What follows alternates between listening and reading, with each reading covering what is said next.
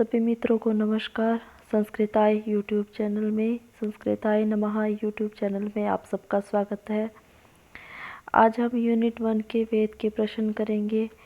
जो हम यूनिट 1 वेद के प्रश्न भाग 1 को कर चुके हैं, आज दूसरा भाग हम करेंगे। तो चलिए शुरू करते हैं। तो इससे पहले आप मेरे चैनल को सब्सक्राइब करें और अगर आपको ये वीडियो अच्छी लगती है तो इसको लाइक करें और अपने मित्रों तक शेयर करें। तो चलिए ज़्यादा समय ना गवाते हुए हम इन्हें शुरू करते हैं। तो देखिए, नाम च धातुजम अहा निरुक्तेः व्याकरणे शक्तस्य च तोकम कस्य वेदांगस्य प्रशंसा वर्तते अयमुक्ति कुत्र उपलभ्यते। तो ये किसके विषय में दी गई है? तो ये बोला गया है कि धातु नाम और धातु निरुक्त में कहे गए हैं और व्याकरण की प्रशंसा भी की गई है। तो निरुक्त में और व्याकरण में अर्थात निरुक्त की प्रशंसा की गई है और व्याकरण की प्रशंसा की गई है। और ये प्रशंसा मिलती कहाँ पे है? तो महाभाष्य में। तो हमारा क्या आंसर ठीक हो जाएगा? 1, 2 और 4। तो 1, 2 और 4 ये तीनों ऑप्शन हमारे ठीक हो जाएंगे। तो इसका कौन सा राइट आंसर हो जाएगा हमारा? ये 1, 2, 4। फिर उसके बाद सुमेलियतु, हमें सुमेलित करना है। तो व्याकरण को क्या कहा है? मुख कहा है। छंद को पाद और निरुक्त को श्रोतम कहा है और शिक्षा को क्या कहा है? नासिका कहा है। तो हम इस पाणिनि शिक्षा में इनके विषय में पढ़ते भी हैं। तो ये कहाँ मिल रहा है हमें? व्याकरण को मुख। तो 3 और 4, 3, 4, 2, 1। तो 3, 4, 2, 1 तो हमें 1 नंबर पर ही मिल रहा है। व्याकरण को क्या कहा है? मुख कहा है। छंद को क्या कहा है? पाद और निरुक्त को श्रोत और शिक्षा को नासिका कहा है। तो 3, 4, ये देखिए 3 और 4 और 1 और 2। तो ये यहाँ मिलेगा 3, 4, 1, 2, 2 नंबर पे मिलेगा, सॉरी। तो 2 नंबर पर इसका ये 2 नंबर आंसर क्या हो जाएगा? राइट हो जाएगा। फिर उसके बाद शिक्षायाः प्रतिपाद्यो विषयः को विद्यते। शिक्षायाः प्रतिपाद्यो विषय को विद्यते। तो उच्चारण विधि। शिक्षा का प्रतिपाद्य विषय क्या है? उच्चारण विधि है। अर्थात शिक्षा में उच्चारण विधि का महत्व बताया गया है। फिर उसके बाद बलम इत्यनेन गृह्यते। बलम को क्या कहा गया है? बलम को किस तरह से हम जानेंगे? तो बल क्या? बल स्थान और प्रयत्न। बल के लिए स्थान और प्रयत्न 2 शब्द आए हैं। तो बल इत्यनेन गृह्यते तो किन चीज़ों को ग्रहण करता है? स्थान और प्रयत्न को ग्रहण करता है। तो 1 और 2 आपका ऑप्शन ठीक हो जाएगा। अगला क्वेश्चन, भारद्वाज शिक्षा केन वेदेन संबंधः। भारद्वाज शिक्षा किस वेद से संबंधित है? तो भारद्वाज शिक्षा कृष्ण यजुर्वेद से संबंधित है। क्योंकि ये मैटर हम पढ़ चुके हैं तो हम क्वेश्चन करेंगे इसके। तो आपको सब ये मैटर मैं पढ़ा चुकी हूँ पहले ही। फिर क्या है? पाणिनि शिक्षायाम वर्णानाम उच्चारण स्थानानि सन्ति। पाणिनि शिक्षा में वर्णों के उच्चारण स्थान कितने बताए हैं? तो पाणिनि शिक्षा में वर्णों के उच्चारण स्थान 8 बताए हैं। कौन कौन से हैं? हृदय, कंठ, शिर,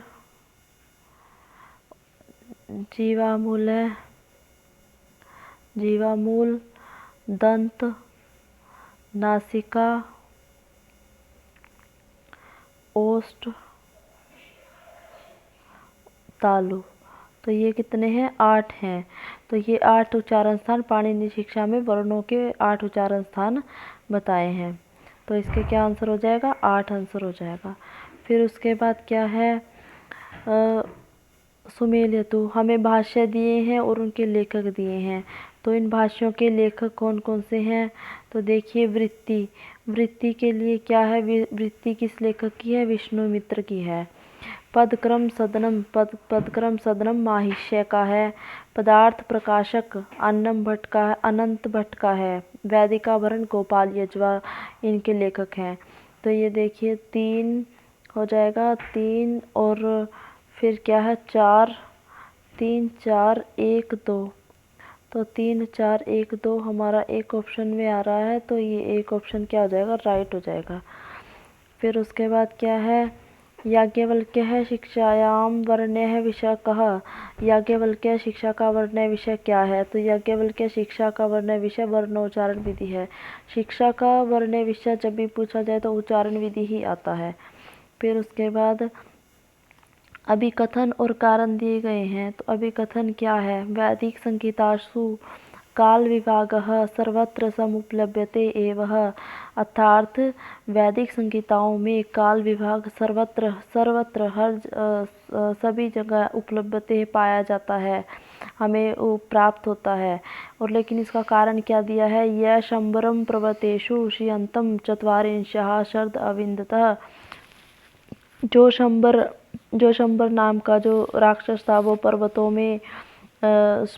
में क्या 40 सदी के बाद मतलब 40 सदी तक छिपा रहा, और उसको मतलब किसने, इंद्र ने खोज निकाला था। तो इसमें क्या है देखिए, यहाँ पे ये बताया कि काल विभाग यानी अर्थात वैदिक संहिताओं में काल विभाग मिलता है। तो ये देखिए काल विभाग चत्वारिंशः 40 सदी तक, तो ये क्या है, वैदिक ये काल विभाग दिखाया, तो उसका कारण भी सत्य बताया है, भी कारण भी सही दे रखा है, तो ये दोनों सत्य हो जाएंगे।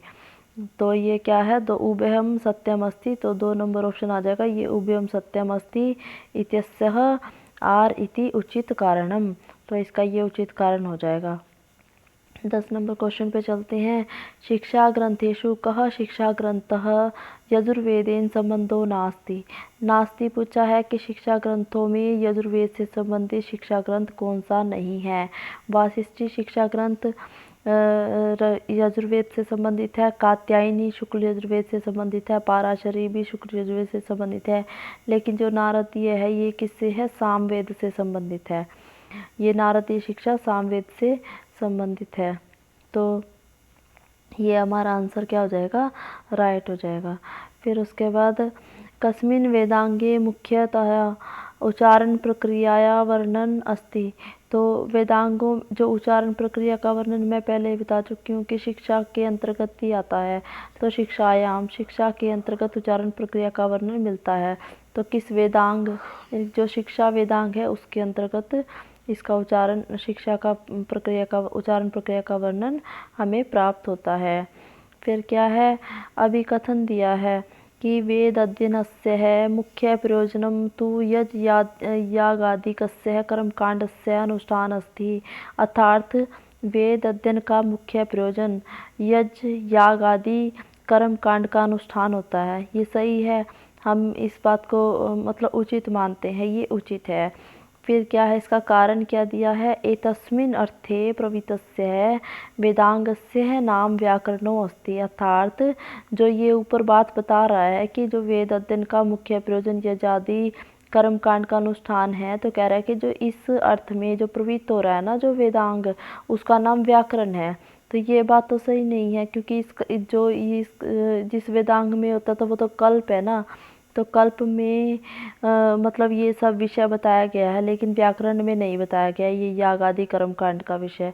तो ये क्या हो जाएगा, देखो ए तो क्या हो गया, हमें सही बात है, भी ये सही बात है, तो ए इति समीचीनम परम इति, जो ये हमें कारण दिया है ना वो क्या है, इति असमीचीनम है, तो ये गलत हो जाएगा। तो हमारा 4 ऑप्शन इज राइट हो जाएगा कि ये तो सही है, ये उचित है और आर उचित नहीं है, अर्थात इस वेदांग में इस याग आदि का वर्णन नहीं मिलता है। फिर उसके बाद वृत्ति समवाय अर्थः अनुबंध करणार्थः इष्ट बुद्ध्यर्थश्च केषाम् उपदेशः भवति। अर्थात वृत्ति समवाय अर्थ और अनुबंध करणार्थ के लिए और इष्ट बुद्धि के लिए केषाम उपदेश है, किसका उपदेश दिया जाता है, तो वर्णों का उपदेश दिया जाता है। वृत्ति समवाय अर्थ के और अनुबंध करणार्थ और इष्ट बुद्ध्यार्थ केषाम उपदेश भवति, वर्णानाम उपदेश भवति। तो 4 नंबर इसका क्या हो जाएगा, राइट हो जाएगा।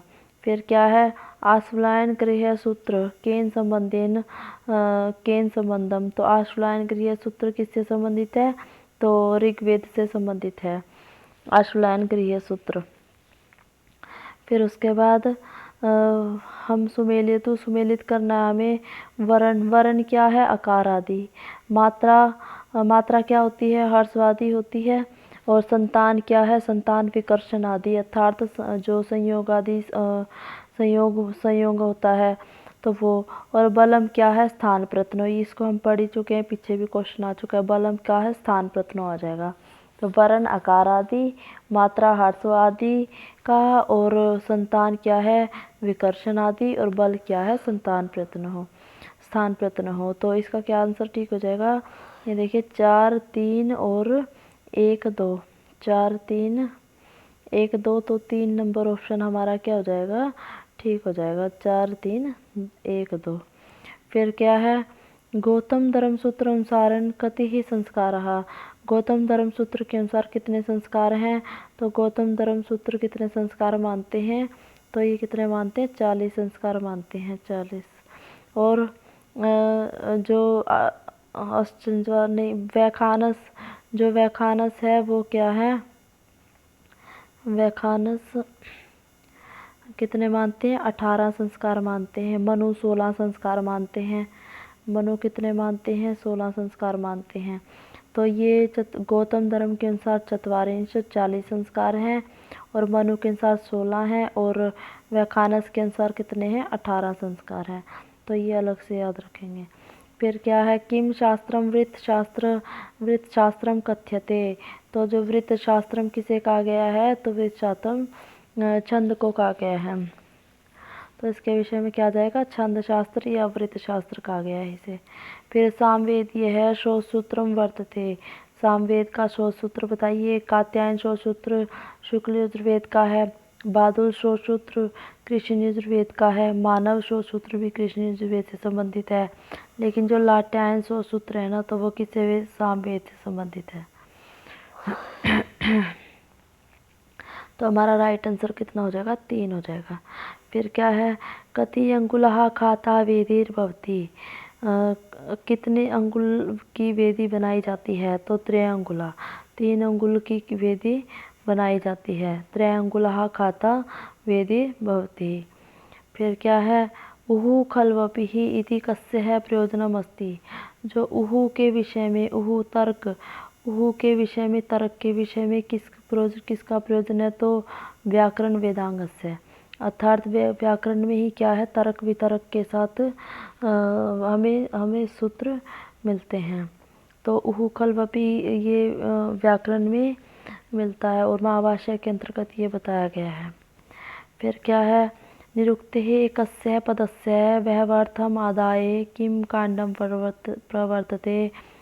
तो निरुक्त में जो एक पद के लिए व्यवहार्थ बहुत सारे पद दिए गए हैं ना, बहुत सारे अर्थों को ग्रहण किया गया है, तो वो किस कांड में है? तो नैगम कांड में। तो नैगम कांड को एक पदिक कांड भी कहते हैं, इसीलिए इसे एक पदस्य व्यवहार्थस्य आदाय किम कांड बोला गया है। तो एक पदिक कांड, और इसको प्रकीर्ण कांड भी कहा जाता है।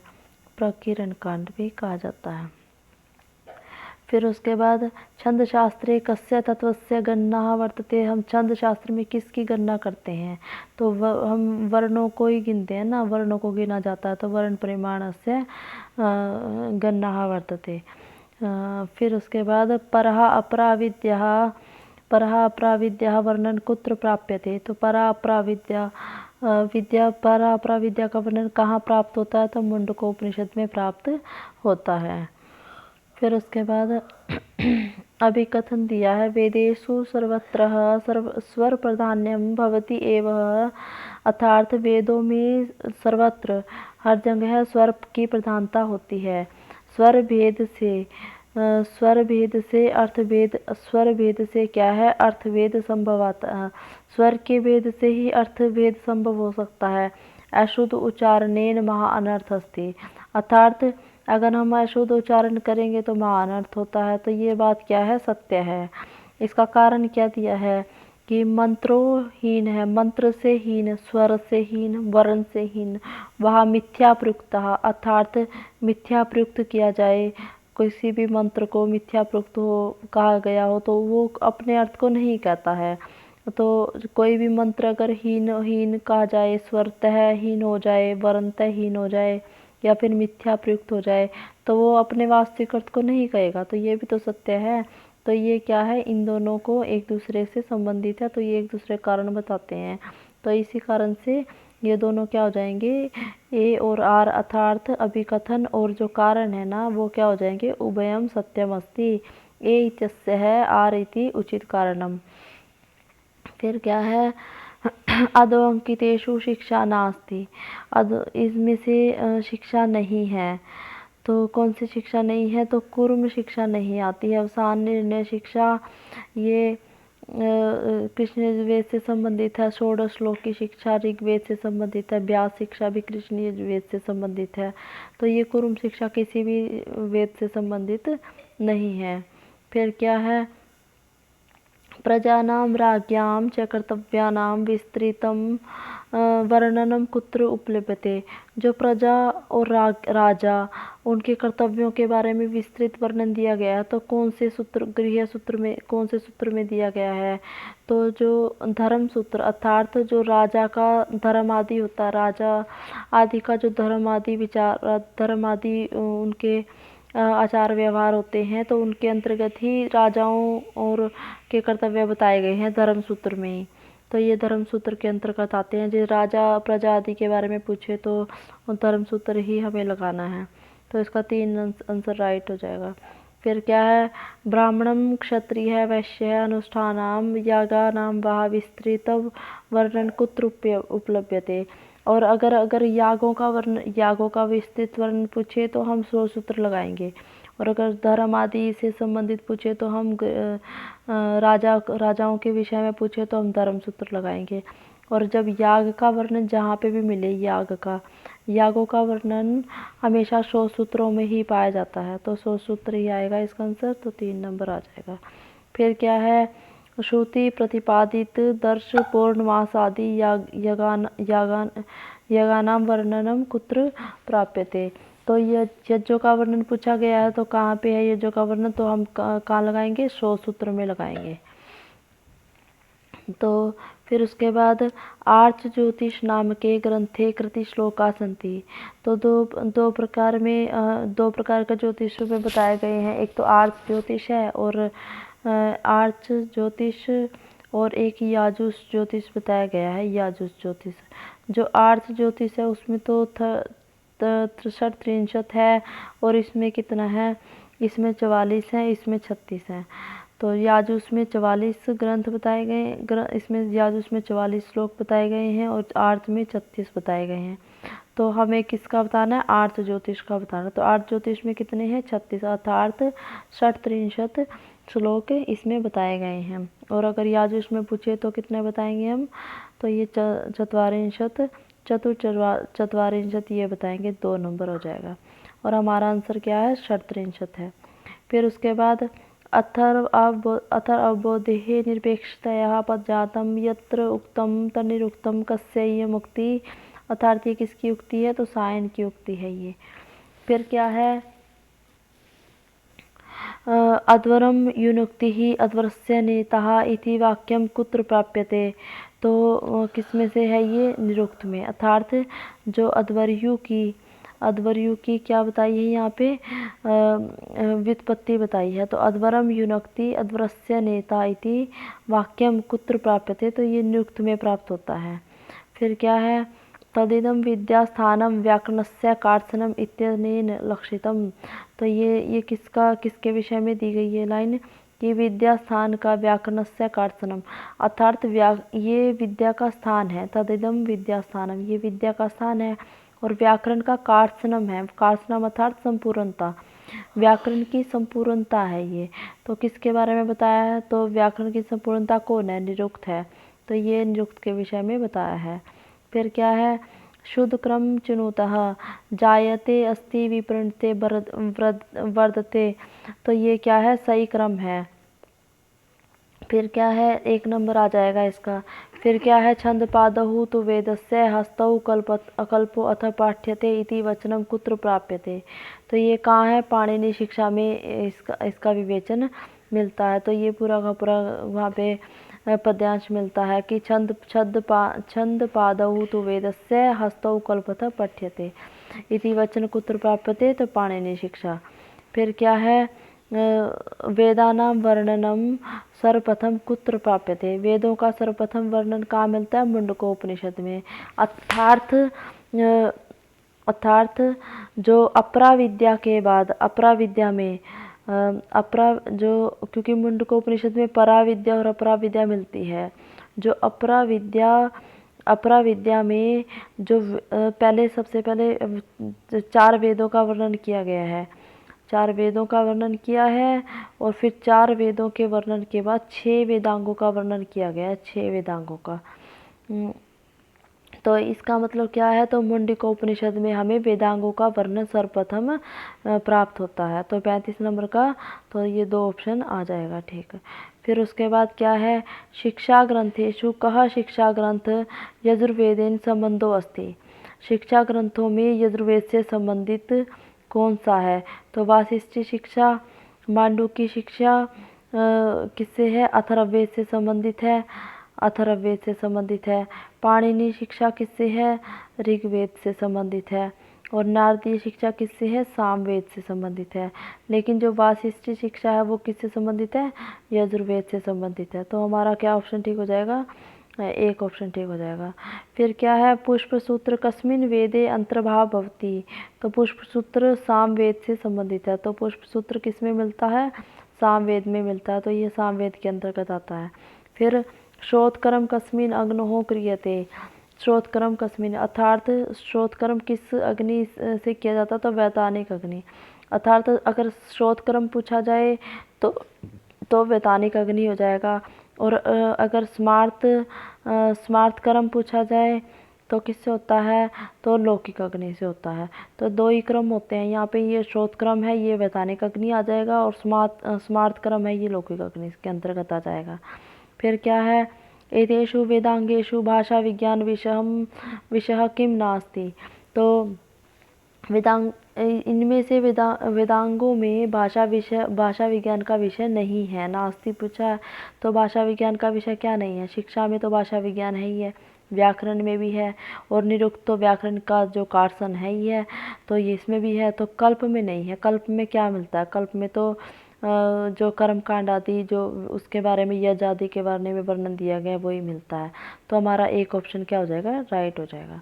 फिर क्या है, अविदित्वा ऋषिं छन्दोः दैवतं योगमेव चाहे इत्यत्र कस्य वेदांगस्य वैशिष्ट्यं वर्तते।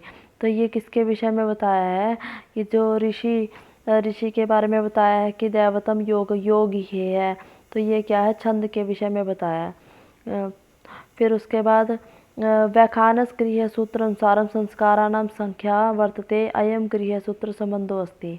तो व्याख्यानक गृह्यसूत्र मैं अब पहले ही बता चुकी हूँ। व्याख्यानस गृह्यसूत्र के अनुसार संस्कार कितने हैं, 18 हैं। और व्याख्यानस गृह्यसूत्र किससे संबंधित है, कृष्ण यजुर्वेद से संबंधित है। अर्थात 18 संस्कार बताए हैं किसने, व्याख्यानस के अनुसार। और ये किस गृह्यसूत्र से संबंधित है, तो कृष्ण यजुर्वेद से संबंधित ये गृह्यसूत्र मिलता है। तो ये क्या हो जाएगा, 2 और 3 हमारा ऑप्शन ठीक हो जाएगा, यानी कि ये 2 ऑप्शन हमारा ठीक हो जाएगा। फिर क्या है, प्रधानम च इदम इतरेभ्यो अंगेभ्यो सर्वशास्त्रेभ्यश्च अर्थ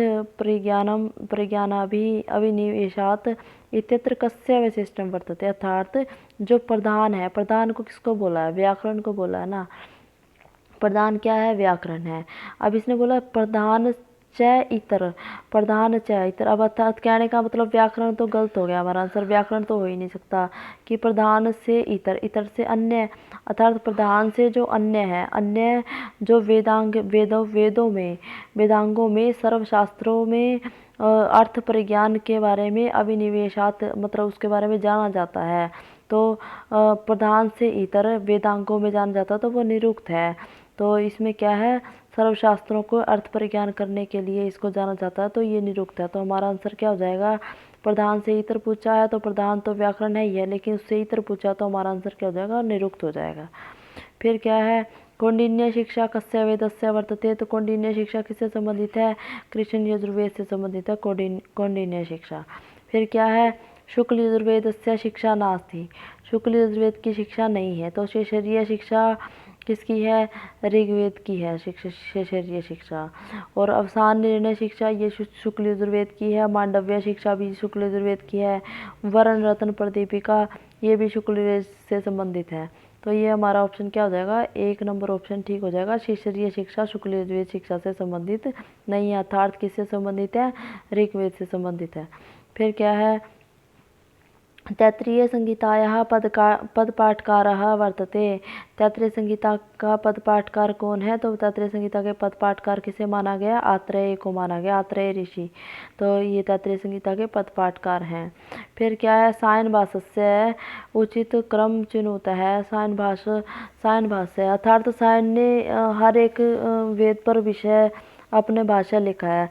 तो लेकिन जो माध्यन्दिन संहिता है, माध्यन्दिन संहिता पर उन्होंने क्या है? विषय नहीं, माध्यन्दिन संहिता पर उन्होंने नहीं लिखा है। माध्यन्दिन पर उन्होंने क्या है? नहीं लिखा है। तो ये नहीं आएगा।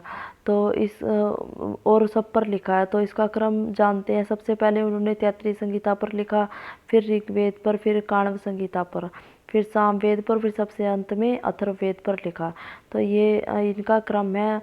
सबसे पहले सायन ने तैत्तिरीय संहिता पर अपना भाष्य लिखा, फिर ऋग्वेद पर, फिर काण्व संहिता पर, और फिर सामवेद, और फिर अथर्ववेद। अर्थात काण्व संहिता तो शुक्ल यजुर्वेद से संबंधित हो गई, तैत्तिरीय संहिता कृष्ण यजुर्वेद से संबंधित होगी। तो सबसे पहले कृष्ण यजुर्वेद की तैत्तिरीय संहिता पर उन्होंने अपना भाष्य लिखा, फिर ऋग्वेद पर, फिर शुक्ल यजुर्वेद की काण्व संहिता पर, फिर सामवेद पर, फिर अथर्ववेद पर। तो 2 ऑप्शन हमारा ठीक हो जाएगा।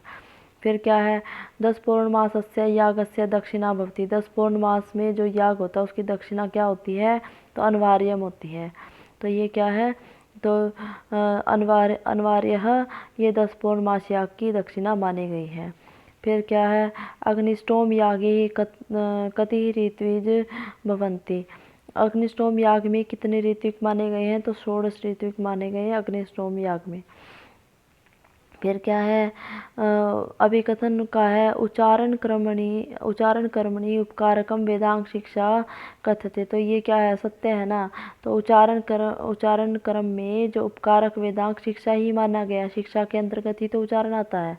तो कारण क्या होता है? वैदिक वांग में सर्वप्रथम वेद मंत्राणाम यथा उच्चारणम आवश्यक भवति। अर्थात वैदिक वांग में सर्वप्रथम वेद मंत्रों का यथा उच्चारण करना आवश्यक होता है।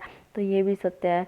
तो दोनों क्या हो जाएंगे? सत्य हो जाएंगे। अर्थात ए और आर उभयम सत्यम अस्ति इत्यस्य आर इति उचित कारणम अस्ति। तो 2 नंबर इसका राइट आंसर हो जाएगा। फिर क्या है? दैवत स्वरूप निरूपणे यास्काचार्य कति मतानाम विचारणाम वह उल्लेखम करोति। अर्थात दैवत स्वरूप में, देवता के स्वरूप के विषय में यास्काचार्य ने कितने मतों को, अपने विचारों का उल्लेख किया है? तो 4 मतों का उल्लेख रखते हैं। ये कौन रखते हैं? यास्काचार्य। कहाँ पे आया ये? निरुक्त में। दैवत स्वरूप मिलता है हमें, दैवत स्वरूप में यास्काचार्य अपने 4 मत रखते हैं। तो कौन कौन से मत हैं? तो देखिए कि 4 मत हैं ये: पौरुष विद्यम, अपौरुष विद्यम, नित्यम, उभयम विद्यम, कर्मर्थ आत्मा उभय विद्यम। तो ये 4 क्या है? ये 4 इन्होंने क्या बताए हैं? 4 मत बताए हैं। किसके अनुसार? पौरुष विद्यम, अपौरुष विद्यम, नित्यम, उभय विद्यम, कर्मर्थ आत्मा उभय विद्यम। तो ये क्या है? ये 4 मत सायन के यास के अनुसार और निरुक्त में बताए गए हैं। तो ये हमने आज 50 क्वेश्चन किए, और हम आगे भी ये 50-50 क्वेश्चन लेके आएंगे। यूनिट 1 के जितने भी क्वेश्चन बनते हैं सारे मैं लाने की कोशिश करूँगी। तो अगर आपको ये वीडियो अच्छी लगती है तो आप इसको लाइक करें, और अपने मित्रों को शेयर करना मत भूलें, और सब्सक्राइब करें। धन्यवाद।